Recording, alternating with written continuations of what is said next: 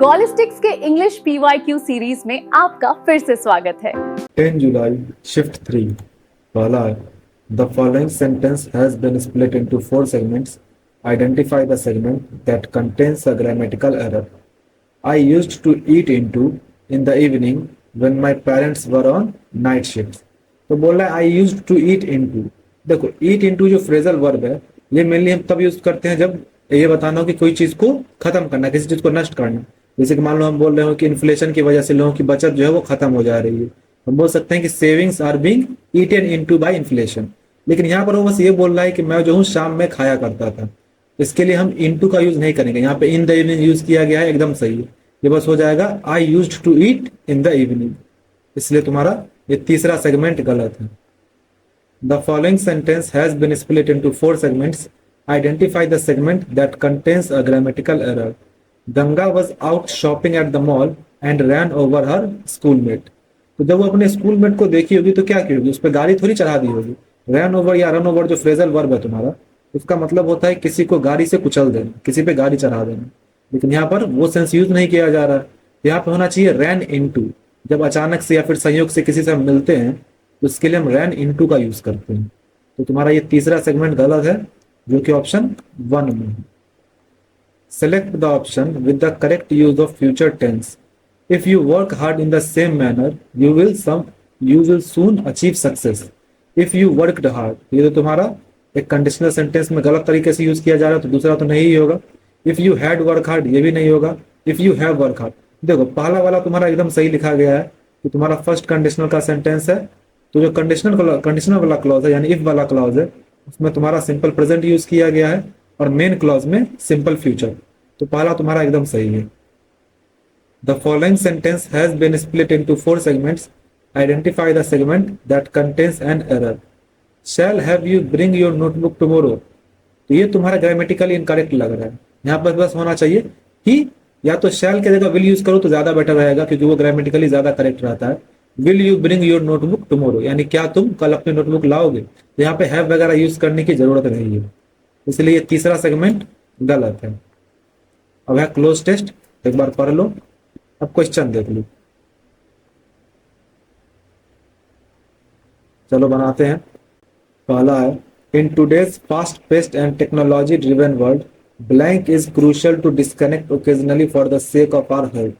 तो क्या बोल रहा है कि आज के टेक्नोलॉजी ड्रिवन वर्ल्ड में ये बहुत जरूरी है कि हम थोड़ा बहुत डिस्कनेक्ट होते रहे ताकि मेरी सेहत अच्छी रहे। तो क्या बोल रहा है कि ब्लैंक इज क्रूशियल, तो यहाँ पर क्या आ सकता है, यहाँ पर सबसे अप्रोप्रिएट हो जाएगा इट इज क्रूशियल। हालांकि अगर मान लो इट नहीं होता तो हम दिस का भी यूज कर सकते थे, क्योंकि बोलचाल में इट और दिस दोनों का यूज जो है सेम तरीके से किया जाता था। लेकिन यहाँ पर जब इट लिखा हुआ है तो फिर दिस नहीं यूज करेंगे। दिस किसी जो है विशिष्ट या फिर पास की चीज की अवधारणा को हम रेफर करने के लिए करते हैं, लेकिन यहाँ पर इट सबसे ज्यादा करेक्ट होगा। Select the most appropriate option to fill in blank number 2। Blank exposure to screens and the demands of the digital era can lead to stress, anxiety and reduced well-being। तो screen का जो है बहुत ज्यादा जो exposure है वही हमें स्ट्रेस एंजाइटी की तरफ ले जाता है। यहाँ पे क्या हो जाएगा, कांस्टेंट हो जाएगा। कांस्टेंट मतलब होता है कि निरंतर। इसके अलावा यहाँ पे रेडंडेंट है, तो रेडंडेंट मतलब होता है अनावश्यक या अतिरिक्त। तो वो तुम आवश्यक काम के लिए तुम स्क्रीन को ज्यादा देखो या अनावश्यक काम के लिए, जब तुम ज्यादा देख रहे हो तो उससे प्रॉब्लम तुम्हें होगी, इसलिए इससे ज्यादा तुम्हारा अप्रोप्रिएट रहेगा कांस्टेंट। स्पोरेडिक मतलब होता है छिटपुट यानी कभी कभार। इंटरप्टेड का मतलब बाधित। Taking time to unplug and engage blank activities that promote relaxation. क्या हो जाएगा, तो इंगेज के साथ जनरली हम इनका ही यूज करते हैं कि उस किसी चीज में शामिल होना, ये हो जाएगा इन। किसी गतिविधि में शामिल होना, किसी चीज में शामिल होने के लिए हम इनका यूज करेंगे। Such as spending time in nature, blank hobbies और simply enjoying quality time with loved ones. तो फिर यही बोल रहा है कि relaxation such as spending time in nature blank hobbies. तो अपने हॉबीज को क्या करने की बात कही जा सकती है, तो चेज, परस्यू, कंस्ट्रक्ट या ट्रेलिंग। तो सबसे करेक्ट रहेगा यहाँ पे परस्यूइंग। परस्यूइंग का मतलब वैसे देखो चेज का मतलब भी पीछा करना होता है और परस्यूइंग मतलब भी पीछा करना ही होता है, लेकिन परस्यूइंग को अगर हम हॉबीज के साथ यूज करें तो इसको हम ऐसा कह सकते हैं कि अपने शौक को आगे बढ़ाना या जारी रखना। वही अगर चेज जो है वो हम जनरली कोई भागते हुए आदमी को पकड़ने के लिए या फिर किसी को पकड़ने के लिए जनरली यूज किया जाता है, या सबसे सही परस्यूइंग ही रहेगा। Allows us to recharge, find balance and blank our mental and physical health. तो फाइंड बैलेंस एंड क्या हो सकता है, तो हमारे मेंटल और फिजिकल हेल्थ को क्या करने के लिए, उसे प्रायोरिटाइज करने के लिए, प्रायोरिटाइज मतलब होता है उसको प्राथमिकता देने के लिए। प्रीसीड का मतलब होता है उससे पहले आना, फोकस का मतलब होता है उस पर ध्यान केंद्रित करना, और अंडरस्कोर का मतलब होता है उसको रेखांकित करना या जोड़ देना। यहाँ सबसे करेक्ट प्रायोरिटाइज ही होगा। Complete the given sentence with an appropriate homophone from the given options. There was no one blank a few of my friends. देखो यहाँ क्या बोल रहा है कि वहां पे कोई नहीं था सिवाय मेरे कुछ दोस्तों के। इसके लिए हम यूज करेंगे एक्सेप्ट, EXCEPT वाला एक्सेप्ट। इसका मतलब होता है सिवाय या उनको छोड़कर, तो मेरे कुछ दोस्तों को छोड़कर वहां और कोई नहीं था। ये जो एक्सपेक्ट है EXPECT, इसका मतलब होता है उम्मीद करना। ये EECPT एक्सेप्ट मतलब होता है स्वीकार करना, और ये एक्सेप्ट एक्सेप्ट का मतलब होता है किसी बड़े पार्ट का एक छोटा सा अंश। Select the incorrectly spelled word haphazard. Haphazard का मतलब होता है एक तरह से जो ठीक तरीके से व्यवस्थित ना हो, यानी अव्यवस्थित हो, बेतरतीब हो। सर्कमलोक्यूशन, सर्कमलोक्यूशन का मतलब होता है घुमा फिरा कर बात करना, यानी ठीक तरह से मुद्दे पे मत ना आना। डिसइंटीग्रेट, तो देखो इसमें डिसइंटीग्रेट की स्पेलिंग गलत है। डिसइंटीग्रेट की स्पेलिंग होती है DISINTE। ये जो आई है इसके जगह पे ई आना चाहिए था, INTEGRATE। डिसइंटीग्रेट मतलब होता है उसको टुकड़ों में तोड़ना, यानी खंडित करना। फिर कन्वर्जर का मतलब होता है विशेषज्ञ। Select the most appropriate option to substitute the underlined segment in the following sentence. There was some drawing pins in my desk. तो ड्राइंग पिंस बोल रहा है, प्लूरल की बात कर रहा है। इसके लिए हम जो हेल्पिंग वर्ब यूज करेंगे वो भी प्लूरल होगा। इसमें सिर्फ एक हेल्पिंग वर्ब इसी में प्लूरल है, तो यही करेक्ट हो जाएगा। There are some drawing pins in my desk. Select the most appropriate option to substitute the underlined part of the given sentence. Mr. Sen Gupta's complaint to the higher authority was only a red herring. तो red herring जो मुहावरा है तुम्हारा, इसका मतलब होता है ये एक ऐसी चीज जो कि देखने में लगता है कि जरूरी हो, लेकिन एक्चुअली में वो बस ध्यान भटकाने के लिए उपयोग की जाती है। इसको हम बोल सकते हैं a clever bluff. Clever bluff का मतलब एक चतुर झांसा जो कि ध्यान भटकाने के लिए यूज किया जा रहा है।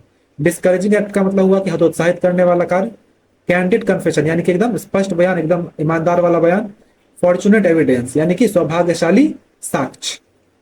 Select the most appropriate antonym of the underlined word in the given sentence. The stone was also said to have occult powers.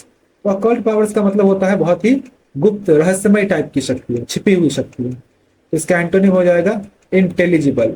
Intelligible का मतलब होता है कि जिसे आसानी से समझा जा सके। तो अकल्ट मतलब होता है रहस्यमय यानी कि छिपा हुआ, तो इंटेलिजिबल मतलब हो जाएगा जिसको आसानी से समझा जा सके। हालांकि एग्जैक्ट नहीं है, लेकिन बाकियों से ज्यादा ही अप्रोप्रिएट है। जैसे देखो अनफैथोमेबल का मतलब होता है अथाह, फिर एम्बिजियस का मतलब होता है अस्पष्ट जिसके एक से ज्यादा मतलब है, और लेटेंट का मतलब होता है जो कि छुपा हुआ हो। तो ये तो तुम्हारा इसका सिनोनिम हो गया। Select the most appropriate antonym of the given word. Stoic, तो स्टोइक का मतलब होता है उदासीन आदमी जिसको अपनी दर्द या खुशी से जो है कोई खास फर्क ना पड़े। इसका एंटोनिम हो जाएगा फर्वेंट।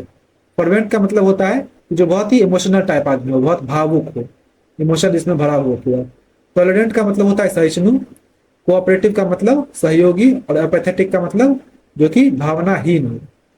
नेक्स्ट है change the meaning of the sentence by replacing the underlined word with its antonym from the following options. His father warned him not to use vulgar language at home. Vulgar मतलब होता है अभद्र भाषा, अश्लील।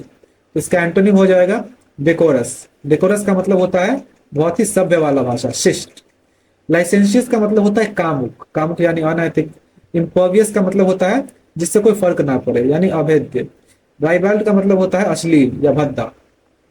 Choose an appropriate word that can substitute the bracketed word and complete the sentence meaningfully. Shelly was very happy while I accepted her invitation to her birthday party। तो while हम use करते हैं जब किसी चीज के दौरान कोई काम हो रहा, लेकिन यहाँ पर बस ये बोल रहा है कि शेली बहुत खुश थी जब मैंने उसका इनविटेशन एक्सेप्ट किया। तो यहाँ पे जब का सेंस दे रहा है, तो इसके लिए हम when यूज करेंगे, when I accepted। Select the most appropriate word to fill in the blank। He has blank vision because of his illness। तो उसके illness की वजह से उसे किस तरह का विजन आ सकता है, तो देखते हैं अनफोकस्ड यानी गैर केंद्रित। ब्लड, ब्लड यहाँ पे सबसे करेक्ट है कि धुंधला वाला, एक धुंधला विजन आता है, यानी कि जो देखने में जो धुंधला होता है उस चीज को हम जो है ब्लड बोले तो ज्यादा सही रहता है। फेडेड का मतलब होता है जब कोई रंग जो है वो फीका पड़ने लगता है या फिर धीरे धीरे गायब होने के लिए भी हम फेडेड यूज करते हैं।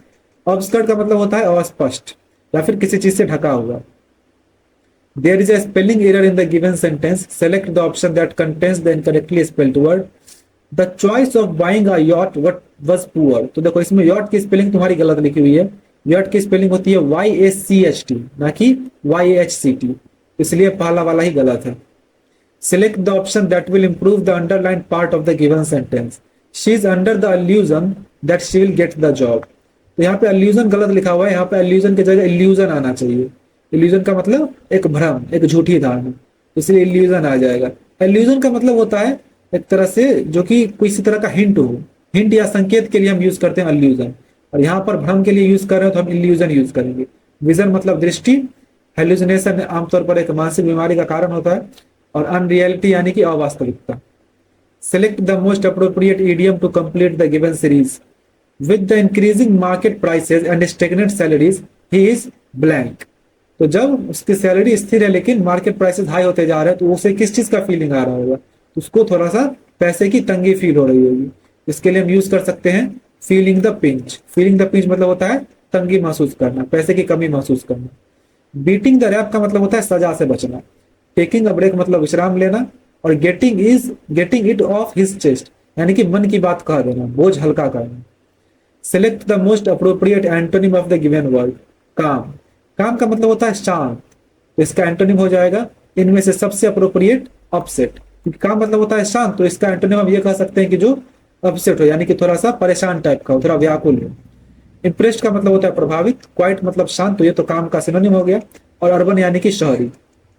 Select the most appropriate option that can substitute the underlined segment in the given sentence. The common masses have waited for 3 hours to meet the king in the royal court. तो देखो जब बोल रहा है for 3 hours यानी एक timeline दे दिया है तुम्हारा, इसके लिए हम इसमें प्रेजेंट परफेक्ट कंटिन्यूअस का यूज करेंगे, तो हो जाएगा have been waiting. The common masses have been waiting. Select the most appropriate option to fill in the blank. I don't like dirty cars, so you should keep it blank. तो मुझे dirty car पसंद नहीं, यानी मुझे गंदे car नहीं पसंद है, तो तुम्हें उसे कैसा रखना चाहिए? तो तुम्हें उसे स्पॉटलेस रहना चाहिए। स्पॉटलेस मतलब होता है एकदम बेदाग रखना चाहिए, किसी भी तरह की उसमें गंदगी ना हो, कोई दाग वगैरह ना हो। Select the most appropriate synonym of the given word. Absurd. Absurd मतलब होता है बेतुका यानी कि अतार्किक बात, इसका सिनोनिम हो जाएगा इर्रेशनल। इर्रेशनल मतलब भी होता है अतार्किक यानी तर्कहीन।